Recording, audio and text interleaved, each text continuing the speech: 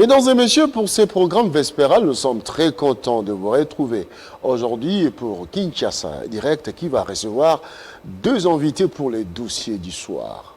La République démocratique du Congo est en train de passer des moments historiques avec le renouvellement de la classe politique. Quel est l'apport de la jeunesse? Nous allons aborder cette thématique avec Jackie Ndala.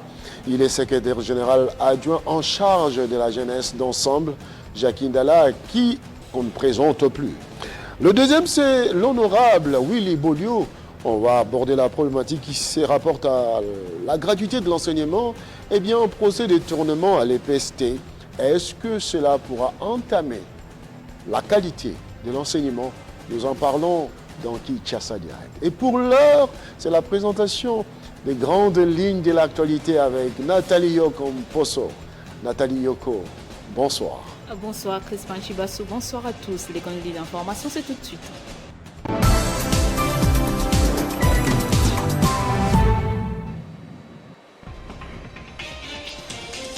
Suspension du vaccin AstraZeneca contre la Covid-19 en République démocratique du Congo.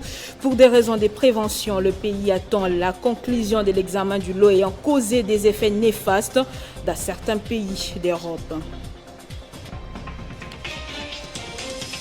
Après son occupation pendant 17 ans par les FDLR et les Maïmaï, le groupement Bukombo dans le Nord Kivu vient d'être récupéré par les forces armées de la RDC.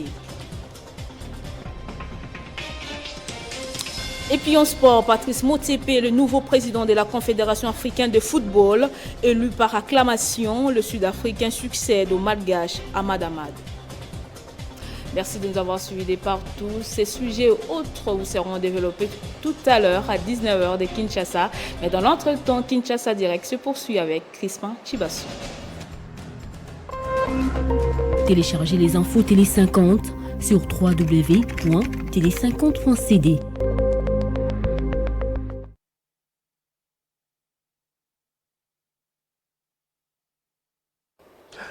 Voilà, nous marquons une petite pause dans quelques instants, le temps de recevoir notre invité.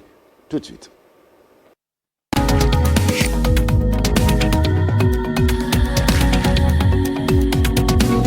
Suivez toute l'actualité avec Télé 50.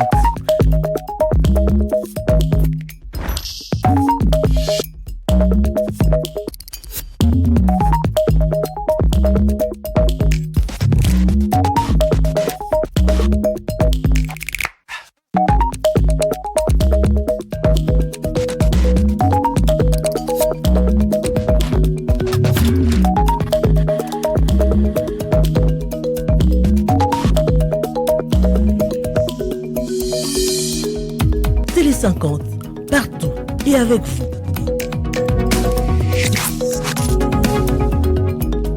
Sample de Congolais.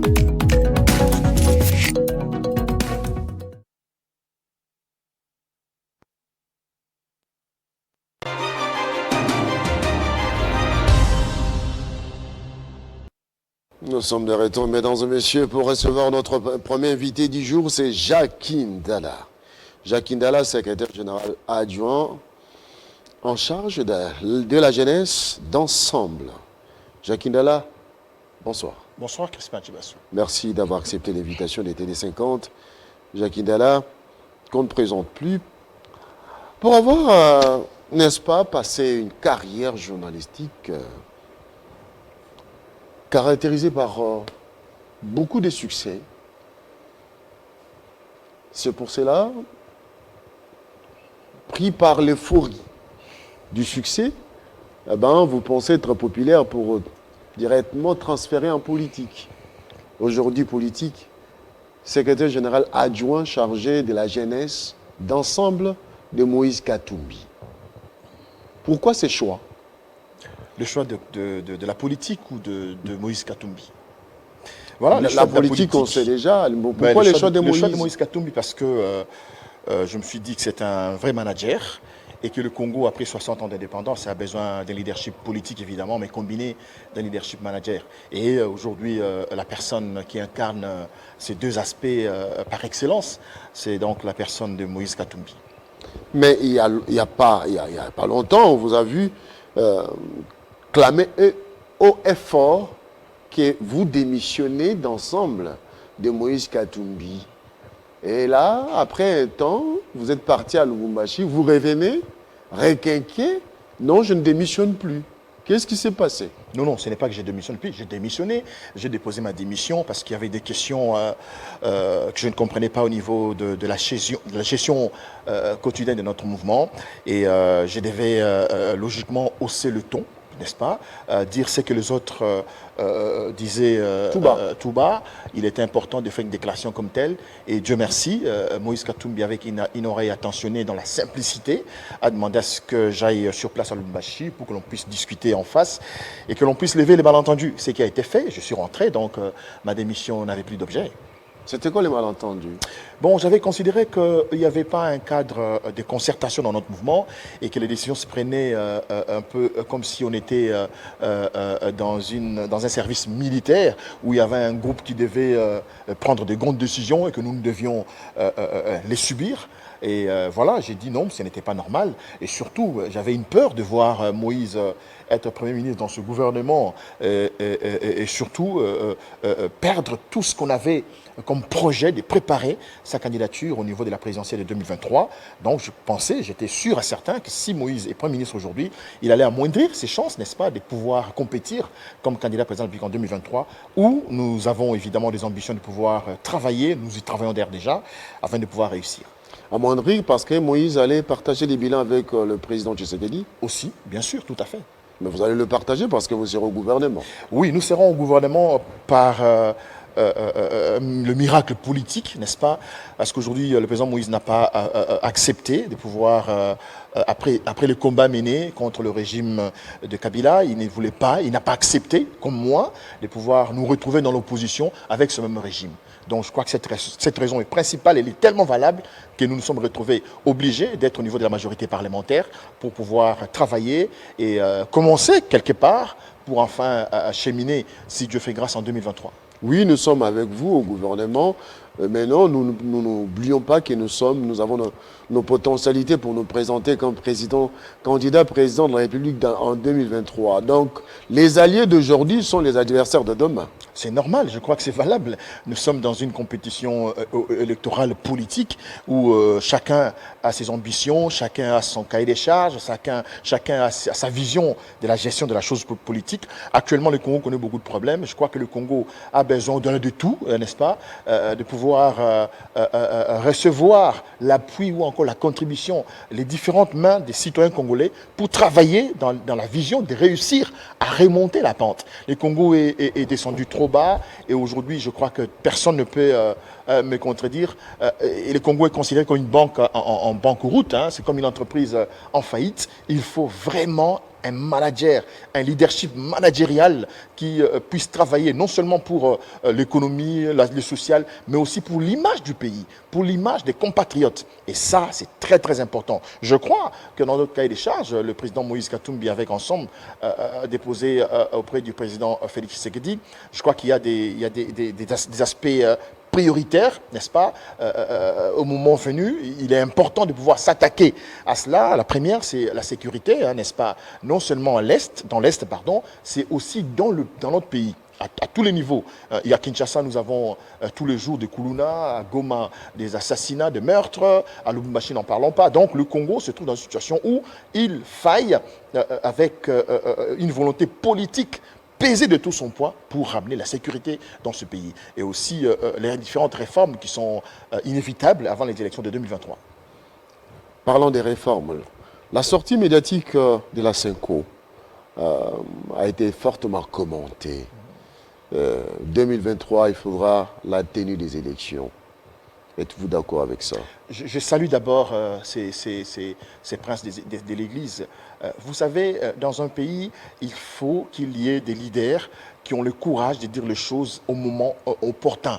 Il est important aujourd'hui de ne pas s'attarder dans un débat déjà garanti, hein, dans des valeurs démocratiquement consacrées dans la Constitution. Donc les élections, ça ne peut pas devenir, ça peut pas, Crispin, ça peut pas être un débat. La Constitution dit 5 ans après, nous devons aller, n'est-ce pas, dans une compétition électorale.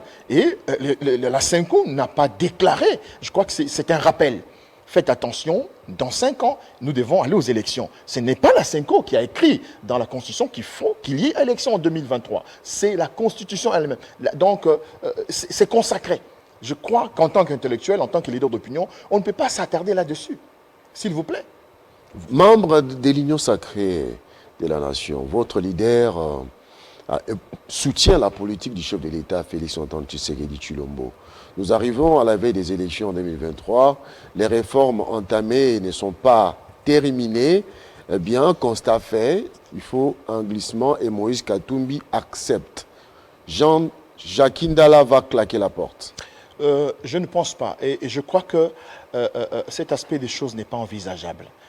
D'abord, je voulais ici parler directement à celui qui est le garant du bon fonctionnement des institutions, le chef de l'État, le président Félix Tshisekedi, qui doit mettre tout en œuvre pour que l'on ne puisse pas arriver à ce genre de discours.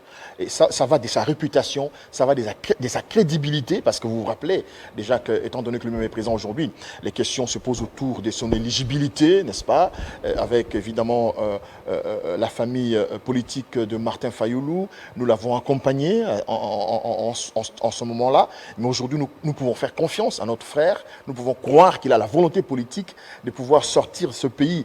Ça fait 60 ans, Crispin, 60 ans, jour pour jour, où nous tournons autour de légitimité, où nous tournons autour des guerres de leadership, où nous tournons autour des guerres de positionnement. Lumumba a eu des problèmes avec son président, Kasavubu, parce que l'autre ne voulait pas que l'autre soit Premier ministre. L'autre suspend celui-là et l'autre ne l'entend pas de bonne oreille, le suspend aussi. Nous arrivons en 1965, Mobutu nous a mis dans un coup d'État parce qu'il voulait à tout prix être président. C'est une crise. Nous arrivons en 2000... qu'est-ce que je dis, en 1997, Kabila qui arrive avec les Rwandais pour chasser son frère Mobutu.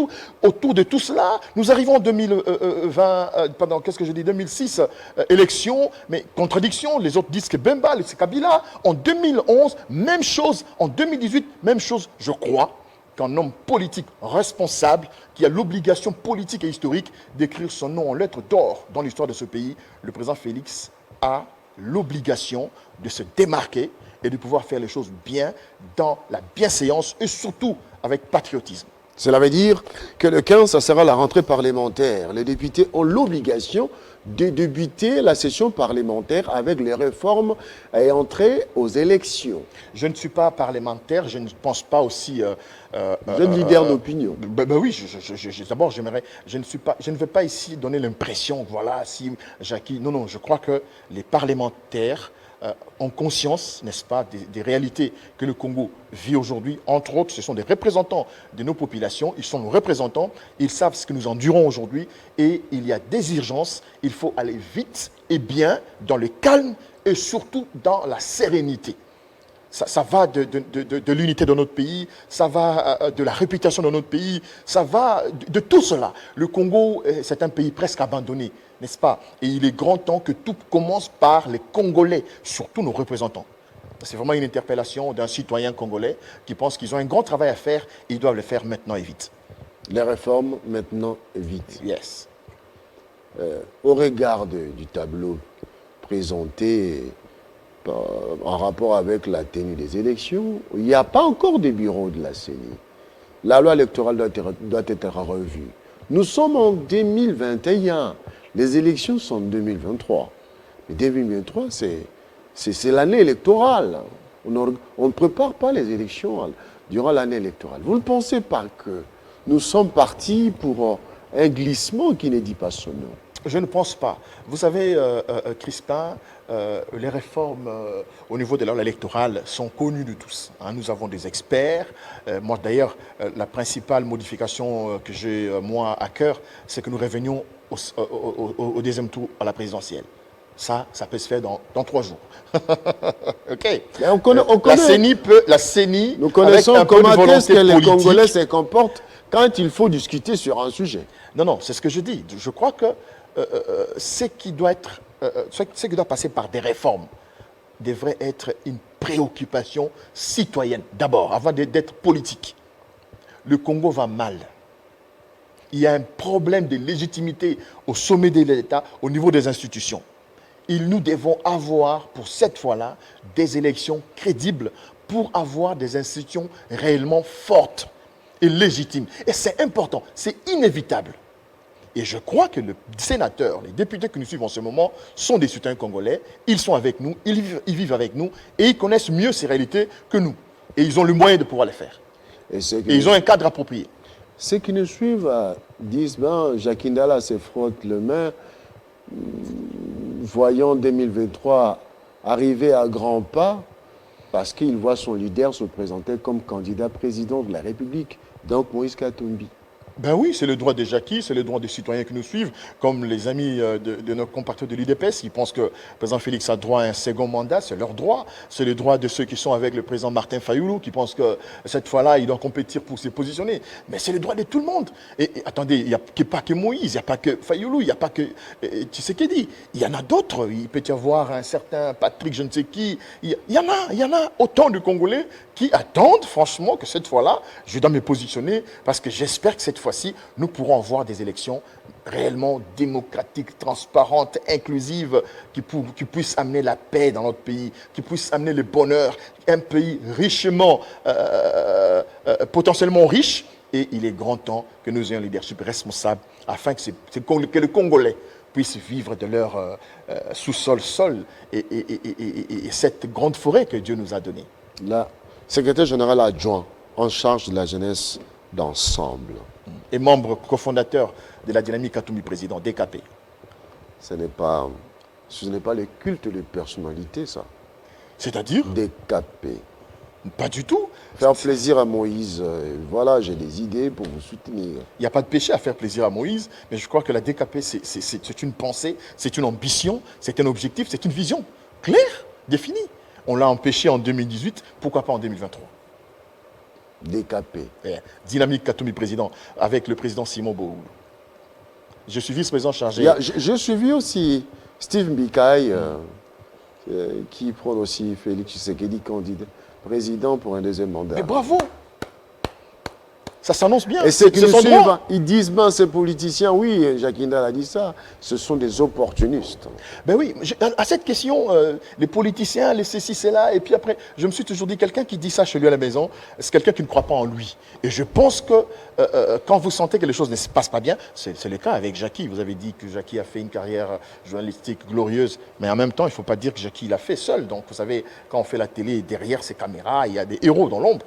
Donc, c'est une grande équipe formidable. Alors, voilà, Jackie a abandonné parce qu'il a considéré, comme ces gens-là, que les politiciens n'étaient pas sérieux et que les choses n'étaient pas normales. Donc, je viens dedans, moi-même, pour voir comment ça se passe à la rigueur, voir comment je peux amener le changement. Mais ça, ce sont des convictions personnelles et sacrées.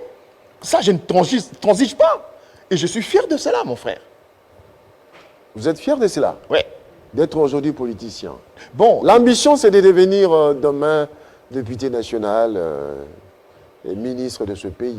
Je croyais que vous allez dire, bon, après avoir échoué en 2011, en 2018, vous pensez, ben oui, Crispin, dites quand même, est-ce que Jackie ne peut pas siéger au niveau de l'Assemblée nationale dans ce pays?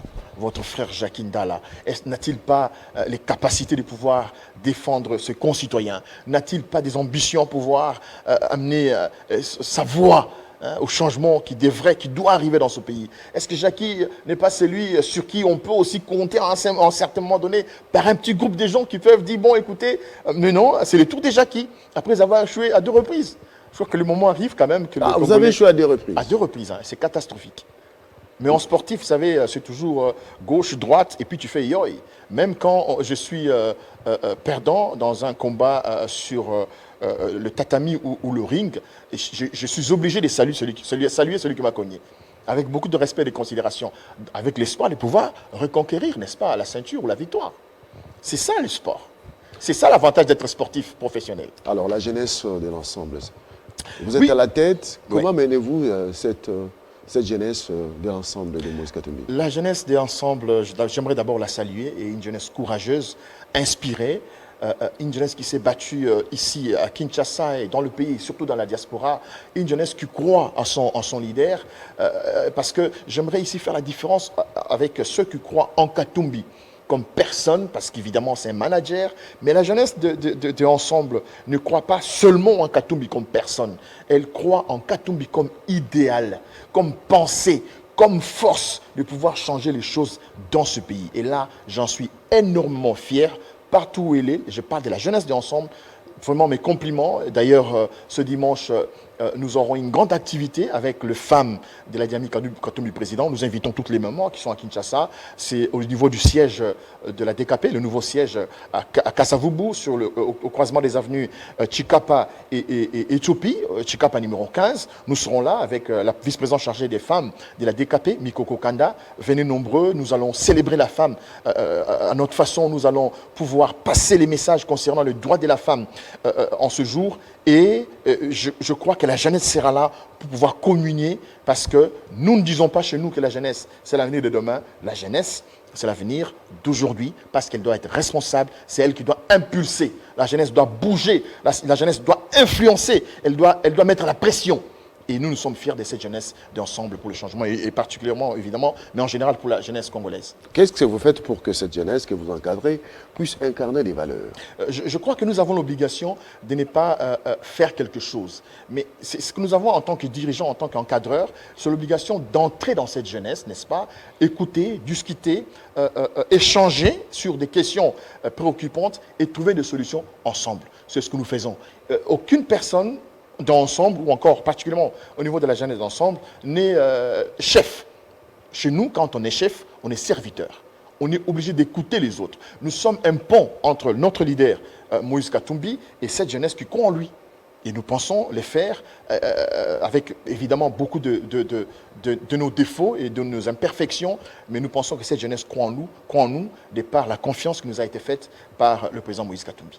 Plus d'une fois, on a vu que vous avez été pris à partie par rapport à votre positionnement au sein d'Ensemble de Moïse Katumbi, à ceux qui ne reconnaissent pas votre leadership à la tête de la jeunesse, votre leadership à la tête de Dynamique Katumbi Président.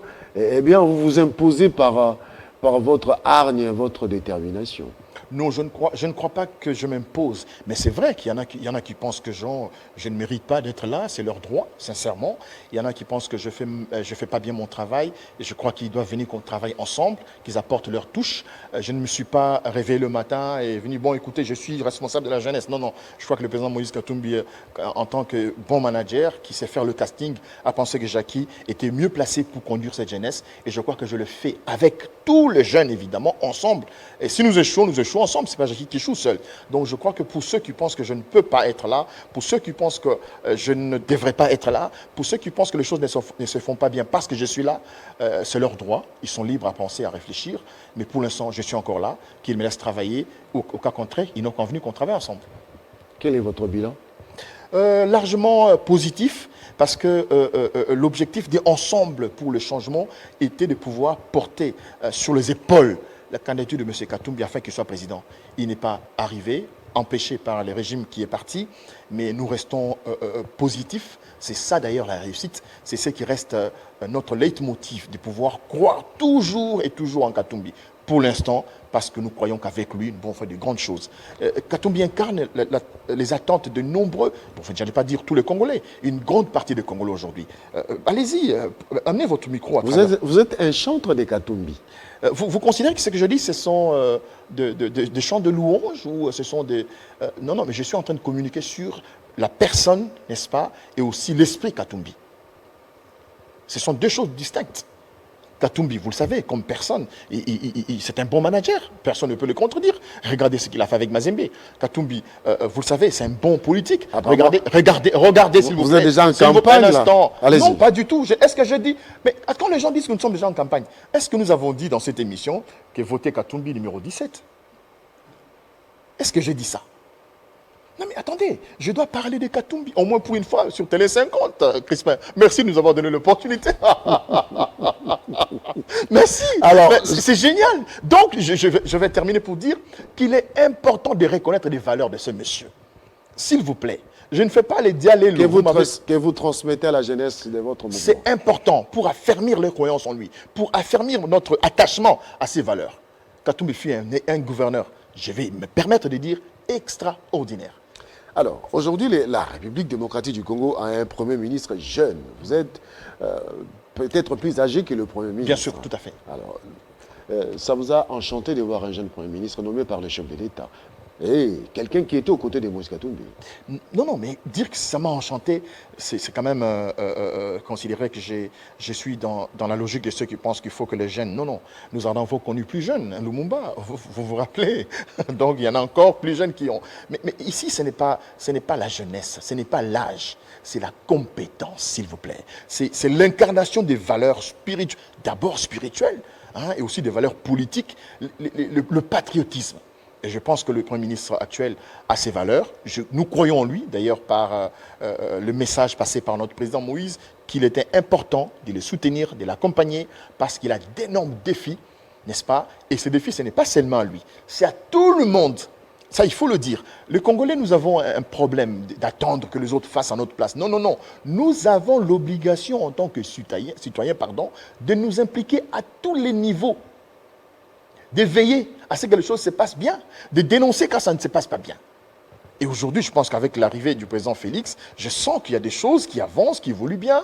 Quand il y a ça ne va pas, l'IGF fait ses enquêtes. Et quand il y a que ça ne va pas, les journalistes comme vous décrivez certaines choses et la justice va s'en saisir pour pouvoir passer. Donc, il est important de rappeler que le Congo, qui vit aujourd'hui ces 60 années dans la honte, dans la discrédit, dans le discrédit, dans la tristesse, dans tout ce que nous avons comme problème, la responsabilité est partagé et le peuple, les citoyens congolais, est responsable quelque part. On ne va pas les mettre de côté. C'est le moment de s'impliquer et de pouvoir pousser ensemble avec le Premier ministre, le chef de l'État, pour que les choses aillent mieux. C'est difficile dans 2-3 ans, oui c'est vrai, mais on peut poser des bases pour que les autres puissent conduire ce pays, le sortir de là où il est.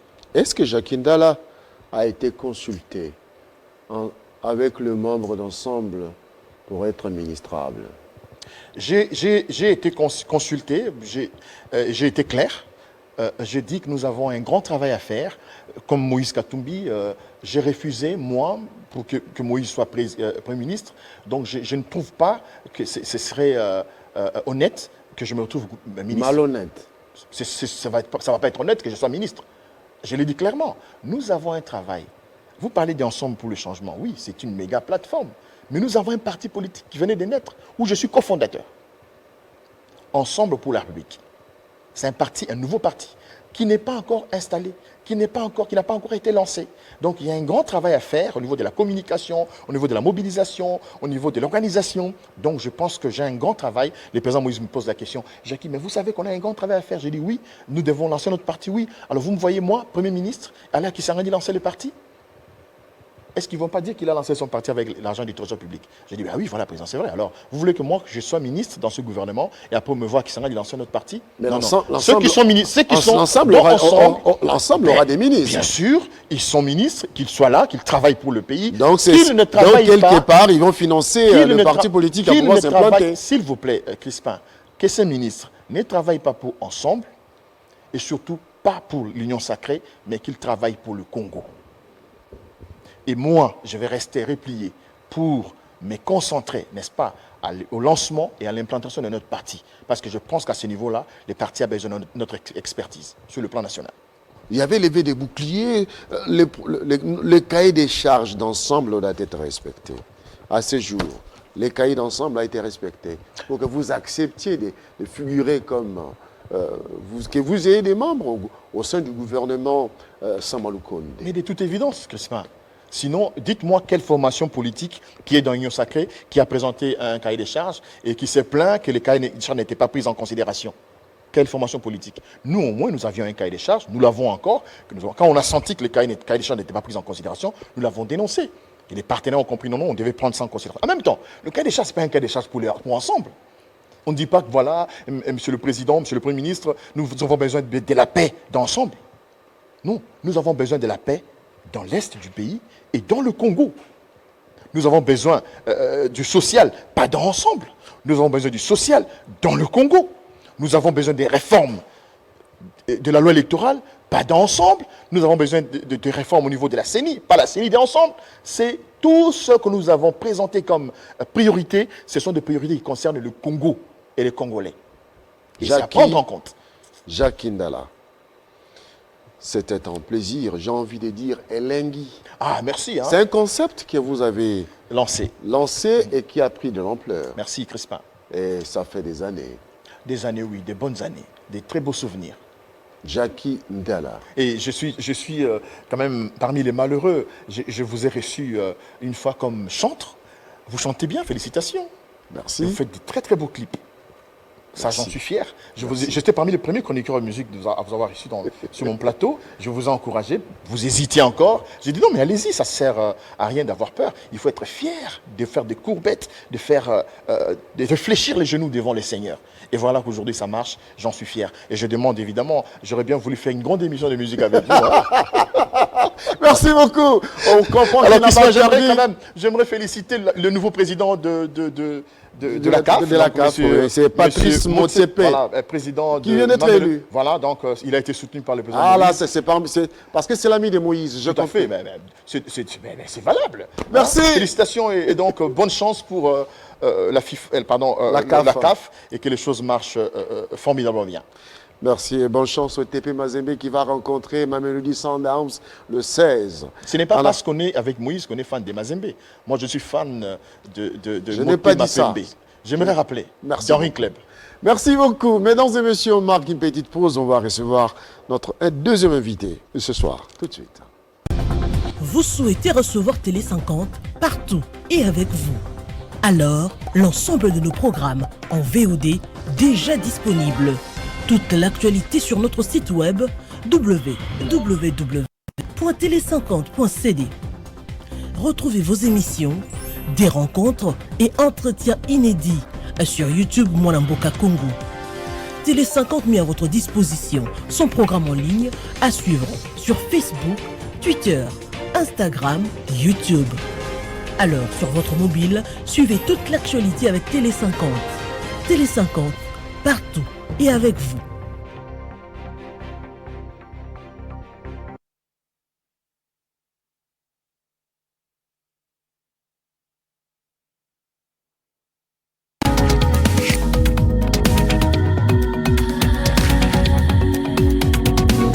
Suivez toute l'actualité avec Télé 50.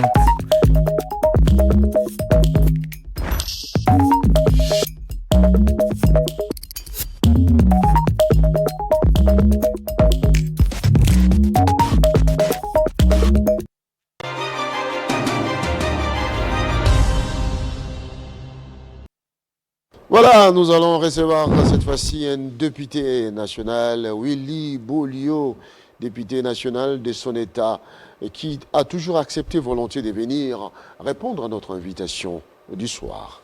Honorable Willy Bolio, bonsoir.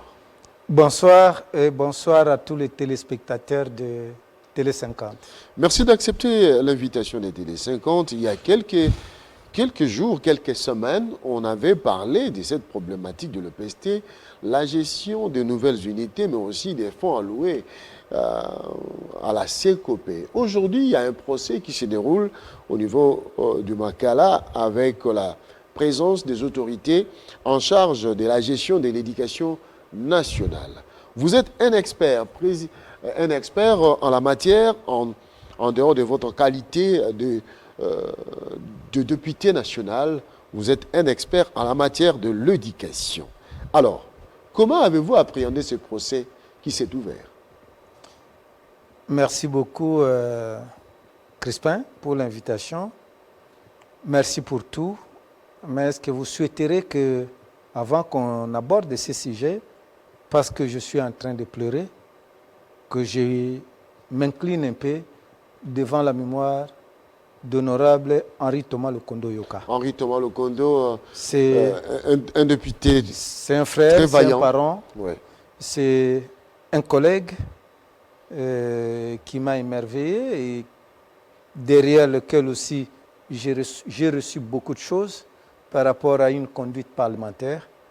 Je pense que je voudrais qu'avec toute la communauté congolaise, partout où elle se trouve, qu'on s'incline devant sa mémoire.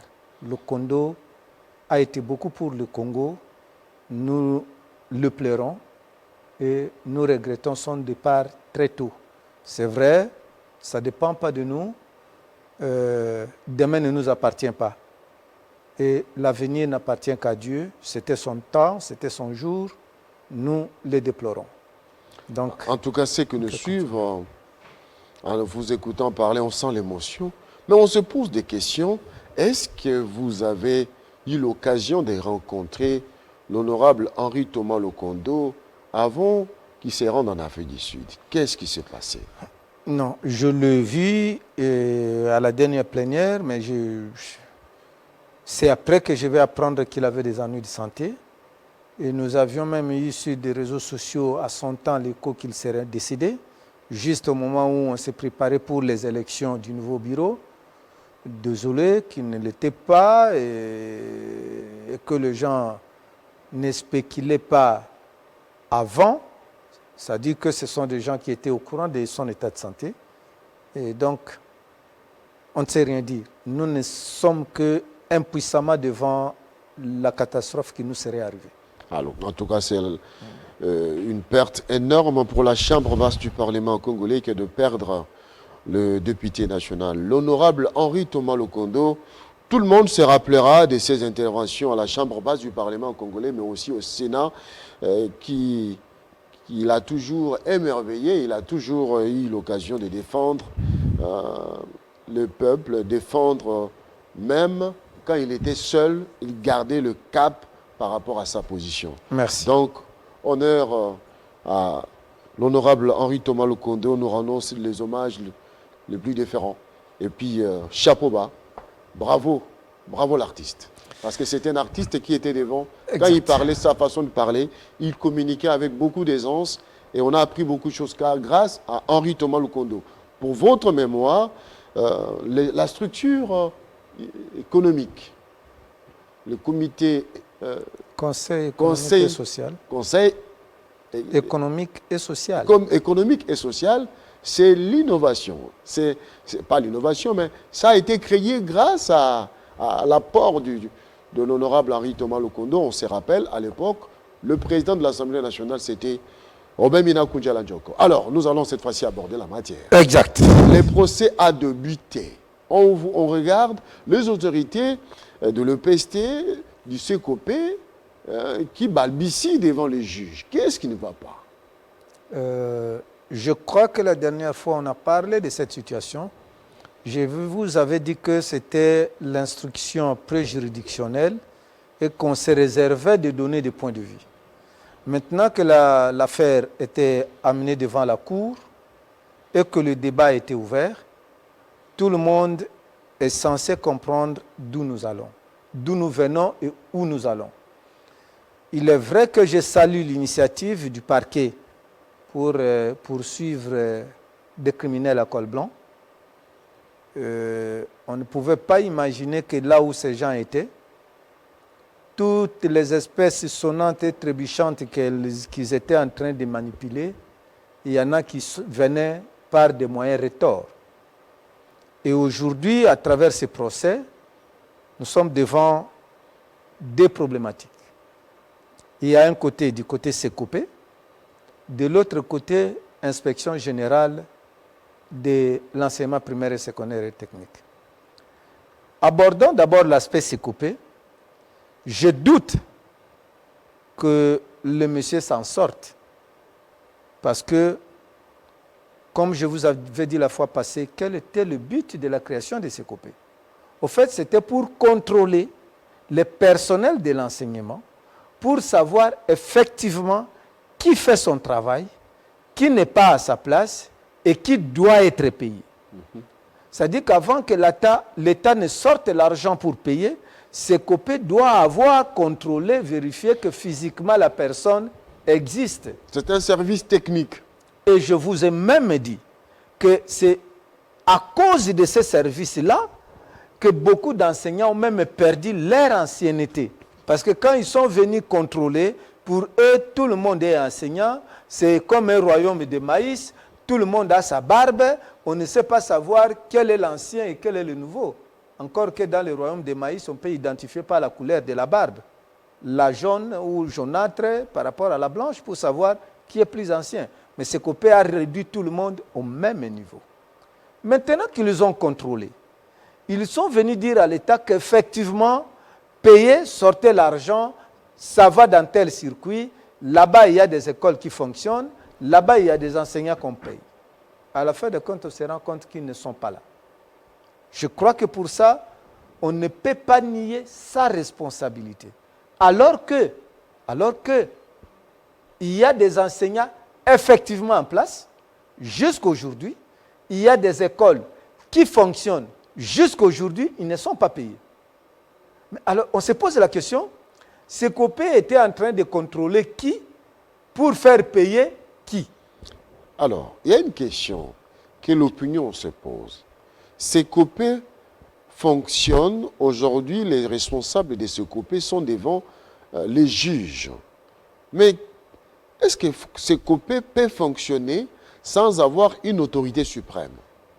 On va y arriver.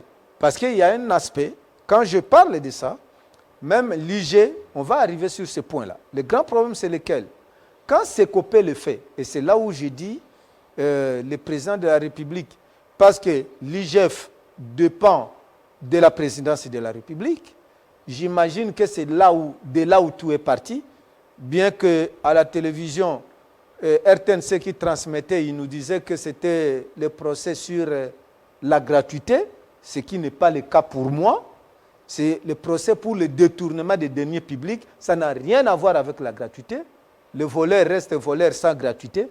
Ce n'est pas hier qu'on a commencé à le faire. Alors, qu'est-ce que je voudrais dire par rapport à la situation que vous venez d'évoquer? Mon frère, la viande pourrie, on la mange avec le chef. Parce que quand vous mangez la viande pourrie avec le chef, lorsque la population va décrier qu'il y a pollution par les odeurs nauséabondes dans la cité, le chef ayant mangé cette viande-là, il sait que la viande-là vient de Crispin. Il va orienter le contrôle. Et quand il va orienter le contrôle, il va tourner le dos à la maison de Crispin. Il va demander aux gens, commençons par contrôler toutes ces maisons-là. Si on ne trouve pas, on part aussi de l'autre côté. Pourquoi? Parce que pendant qu'on va aller contrôler là-bas, il va te dire, Crispin, attention, ta viande là est en train de polluer, nettoie ta maison. Tu vas y mettre des insecticides ou des parfums. Quand on va terminer là-bas, on revient chez toi, il n'y a plus d'odeur, il n'y aura plus de raison qu'on vienne te contrôler. Qu'est-ce que je veux dire par là? Sekopé et IG ne l'ont pas fait seul. Avoir organisé ce procès-là au niveau de la cour d'appel, pour que certaines sommités ne s'impliquent pas, le président se justifiera devant l'histoire. C'est une façon de camoufler et de faire garder d'autres personnes à ne pas être là. Parce qu'il y a des têtes, une fois ces têtes-là étaient impliquées dans ces procès-là, ces gens-là, le procès n'allait pas se passer à la cour d'appel. Elle allait partir à la cour de cassation. Qui sont justiciables devant la cour d'appel? Ceux qui étaient là-bas. Ceux qui ne sont pas là-bas sont ceux de la cour de cassation. Or, je suis en train de me poser la question, on vient de condamner les gens pour tel, et après vous allez remonter à la cour de cassation pour chercher d'autres personnes, on vous dira que le procès a eu lieu. On a connu des acteurs. Donc, c'est là où j'ai dit, bon, c'est bien parce que ceux-là seraient condamnés, parce que je ne vois pas par où ils vont s'échapper, mais en réalité, on a utilisé la loi comme toile d'araignée. Les mouches se sont fait prendre, mais les hirondelles rongeront aisément cette toile d'araignée. Et c'est là où je déplore. Il est vrai que Sekopé a une lourde responsabilité. Mais Sekopé n'était pas là pour des écoles créées par lui.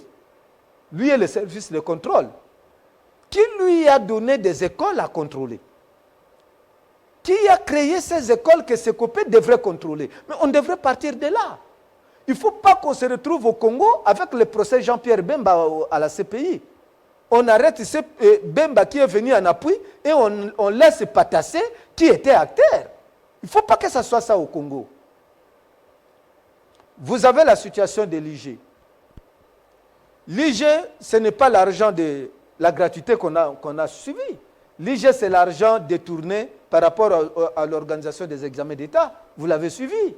Mais l'examen d'État au Congo est financé par nous, en APECO, par nous parents. Qui ne le sait pas? Tout ce qu'ils ont fait là, c'est une façon de démontrer qu'effectivement, les agents de l'État ont détourné les fonds qui sont sortis par la procédure d'urgence. Nous sommes avec vous aujourd'hui. La date pour les prochaines épreuves d'examen d'État est connue. Mais pourquoi on ne peut pas déjà introduire des documents pour planifier à chaque étape qu'on sorte de l'argent et il faut attendre quand ça reste 2 semaines ou après passation pour dire en procédure d'urgence? C'est ça la question. Or que l'examen d'État a été déjà financé par nous parents. Les fiches d'identification des candidats. C'est l'article 91 de l'arrêté qui organise l'examen d'État. L'arrêté l'a dit, les fiches d'identification doivent être vendues, le macaron doit être vendu, les frais de participation à l'examen d'État. Qui ne sait pas? Ceux qui ont des enfants à la maison, qui nous suivent, savent qu'on leur demande déjà les frais de participation à l'examen d'État. Par la province qui vend moins cher la fiche, c'est 25 000 francs congolais. Je dis bien, moins cher, à travers toutes les provinces de la RDC. La province la moins coûtée, c'est 25 000 francs congolais. Et dans cet argent, 70% sont retournés à l'inspection générale. Pour les frais de participation à l'examen d'État, il y a des provinces qui ont déjà fixé, les unes 50 000, les autres 35 000, et par élève, ce n'est pas par école, par élève.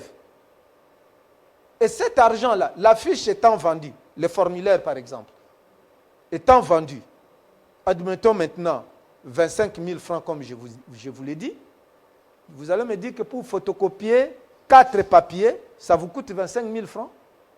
C'est-à-dire que nous avons payé l'imprimerie, nous avons payé même les acteurs, même les transports.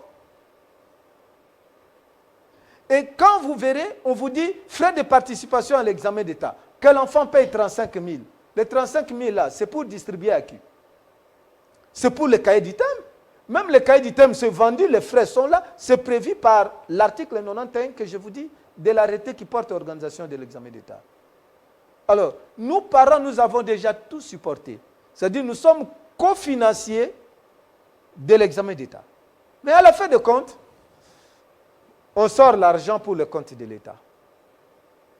On dit que on sort l'argent pour payer les formulaires, pour payer les cahiers d'item. Mais ce que nous, parents, avons payé, ça a servi à quoi? Donc, les mêmes épreuves, lorsque les parents vont demander qu'on contrôle, on va nous brandir les mêmes documents. Non, voilà, on a fait ça. Quand ils vont chez l'État, on va dire on a fait ça. Mais je suis vraiment désolé de le constater.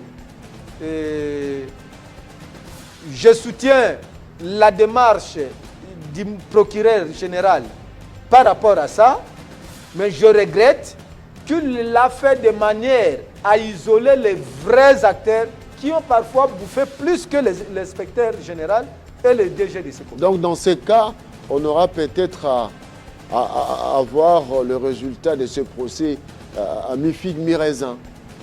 Eh bien voilà, quand ces gens seront condamnés, ils ne sont pas innocents. Je ne dis pas que ce sont des innocents qui seront condamnés. Mais je dis que ce sont des gens qui devraient être condamnés avec leur côté. Il y a des gens, pour ça c'est visible, non? Vous êtes sûr qu'un bouc peut manger la part du léopard devant le léopard. Et puis il rentre. Mais le léopard saute sur lui. Depuis tout ce temps que ces gens font ça, pourquoi ils ne sont pas partis de là? Le léopard, c'est qui dans ce cas? Je vous ai dit que la viande pourrie, on la mange avec le chef. Tous ceux qui sont impliqués le savent. Je ne viens pas ici dénoncer le nom des gens, mais quand je l'ai dit, chacun se retrouve dans sa part, dans ce qu'il fait. Et ça, je dis, gloire à Dieu, on attend le gouvernement qui va venir. Je pense que c'est très intéressant que ce contrôle-là va jusque dans la fonction publique. Vous savez, vous voyez un fonctionnaire à qui on paye 120 000 francs congolais. Il déplore. Quand ils suivent ça, ils disent oui, on doit poursuivre les détourneurs et tout et tout. Mais toi, tu as un salaire de 120 000 francs congolais.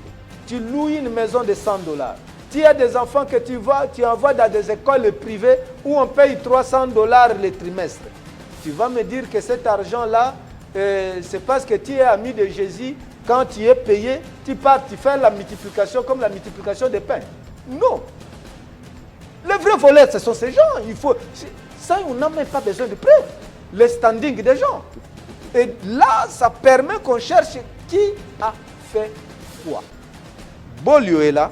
Moi aussi, j'ai ma part de responsabilité. J'ai été membre du gouvernement. Mais je demande au président, avec le parquet, de venir me suivre aussi dans ce que je fais. Si mes mains sont sales, mais donnons raison à Lutumba. Qu'on m'arrête. Merci beaucoup. Et donc, ouais, allez-y. Et donc, je voudrais que ça se fasse, mais de manière correcte, en suivant la procédure correcte. Je suis PPRD, je suis FCC, mais j'ai besoin qu'il y ait la justice. Mais il ne faudra pas que les gens quittent le PPRD pour aller étouffer la justice de l'autre côté. Je veux que les choses soient claires. J'ai travaillé au gouvernement, aucune fois Kabila m'a demandé de voler l'argent de l'État, ni voler PLCP. Il n'a jamais dit. Si je le fais, qu'on me poursuive individuellement. En lisant entre les lignes, nous avons suivi que le ministre Bakonga a adhéré à l'Union sacrée de la nation. Vous serez tenté de les citer dans ce sens-là? Non, il n'est pas le seul à avoir quitté le PPRD. Pourquoi je vais m'acharner contre mon homonyme? Tout le monde est présumé innocent. Tout le monde aussi est présumé coupable. Il faut laisser à celui qui fait son travail de le faire, parce que, retenons, un coq qui n'a qu'un seul œil est à la recherche d'où trouver les grains de maïs ou grains d'haricots. Mais lorsque les grains de maïs tombent sur son bec, il ne le pardonne pas. Donc, si ceux qui sont à la recherche des infractions peuvent poursuivre tout le monde de la même manière, je serai heureux. Là où je ne suis pas d'accord, c'est le fait qu'à un moment donné, ce sont des procès qui s'organisent à contre-vitesse ou ce sont des procédures politiques judiciaires, alors que ça devrait être la justice à appliquer. Parce qu'au moment où je vous parle, et je ne cesserai de le dire tant que je serai encore député national, l'argent de la province de Mai-Ndombe, 430 000 $ ont été détournés. La plainte de la province est au parquet général. Et pour ça, le parquet ne poursuit pas parce que le présumé présenté dont la plainte porte le nom appartient à une province qui est dans les institutions. Merci. Et là, ce n'est pas intéressant. Il ne faudra pas qu'on ait une justice de 3 poids, 5 mesures. Merci. Je suis Mouteke. Voici un principe principal chez les Bateke. Lorsque le chiffre 7 est mauvais, on n'adopte pas 3 plus 4. Parce que la somme, c'est 7. On n'accepte pas 9 moins 2 parce que le reste, c'est 7. Pourquoi on s'acharne sur d'autres aspects et l'argent de Mai-Ndombe, on ne poursuit pas? Merci beaucoup. Et là, je demande à tous les députés de Mai-Ndombe qui sont maintenant à l'Union sacrée, tous les sénateurs de Mai-Ndombe, tous versés à l'Union sacrée, de se rendre compte qu'ils ne sont pas là pour se protéger eux. Merci Qu'ils suivent la situation de Mai-Ndombe et nous verrons comment les ministres seront poursuivis. Ça en est donc fini avec Kinshasa Direct ce soir. C'était là l'honorable Willy Bolio qui a dénoncé, vous avez compris, la problématique de détournement des deniers publics. On s'est coupé, voilà, les fictifs, les détournements, on en parle. Et les procès sont en cours. Il ne faudra pas deux poids, deux mesures dans les procès. C'est ce qu'il a dénoncé. Mesdames et messieurs, nous marquons donc la fin de cette tranche Kinshasa Direct. Dans quelques instants, suivez le journal sur votre chaîne. Au revoir.